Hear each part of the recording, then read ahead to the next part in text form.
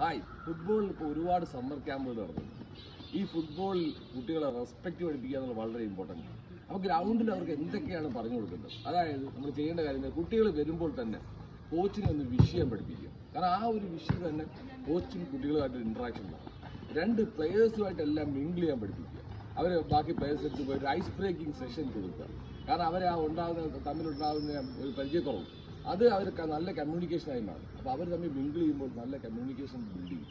അപ്പോൾ ഈ കോച്ചിങ് ക്യാമ്പിൽ ശരിക്കും പറഞ്ഞാൽ അത് ഇൻസിസ്റ്റ് ചെയ്യേണ്ട ഒരു സാധനം തന്നെയാണ്. കാരണം പിന്നെ ചെയ്യേണ്ടതെന്ന് വെച്ചാൽ തലേന്നത്തെ സാധനങ്ങൾ റിവ്യൂ ചെയ്യുക.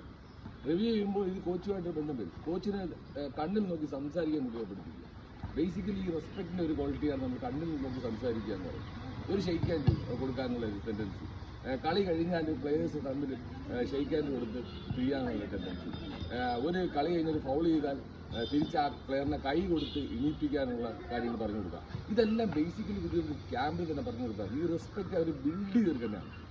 റെസ്പെക്റ്റ് എന്ന് വെച്ചാൽ നമുക്ക് അടിച്ചേൽപ്പിക്കാൻ പറ്റിയൊന്നുമല്ല, അത് കളിയിലൂടെ ബിൽഡ് ചെയ്തെടുക്കണം. ഇതാണ് മക്കളെ നമ്മൾ പ്ലെയേഴ്സിനെ ബഹുമാനിക്കേണ്ട രീതി.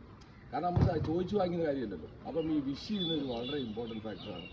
പ്ലെയേഴ്സ് കൈയെടുത്ത് പോവുക, ഇടയ്ക്കിടയ്ക്ക് ഒന്ന് സംസാരിക്കുക, ഇതെല്ലാം വളരെ ഇമ്പോർട്ടൻ്റ് ആണ്. കളിക്കുമ്പോൾ പ്ലെയേഴ്സിനെ പേര് വിളിച്ച് കളിക്കാൻ പലപ്പോഴും പഠിപ്പിക്കണം. എന്നാലേ അവർ തമ്മിലുള്ള ഇൻട്രാക്ഷൻ കൊടുക്കും, ബന്ധം കൂടും. അപ്പോൾ ഇങ്ങനെയുള്ള കാര്യങ്ങൾ കോച്ചിങ് ക്യാമ്പിൽ ശ്രദ്ധിച്ചാൽ തീർച്ചയായിട്ടും പ്ലെയേഴ്സിന് നമുക്ക് നല്ല ബിഹേവിയർ ഉണ്ടാക്കിയെടുക്കാനായിട്ട് സാധിക്കും. ഫുട്ബോൾ ഇനിയും വ്യത്യസ്തമായ രീതിയായിട്ട് കാണാം. ഈസ് ബൈ ഫ്രം മനസ്സിലാക്കി. Thank you.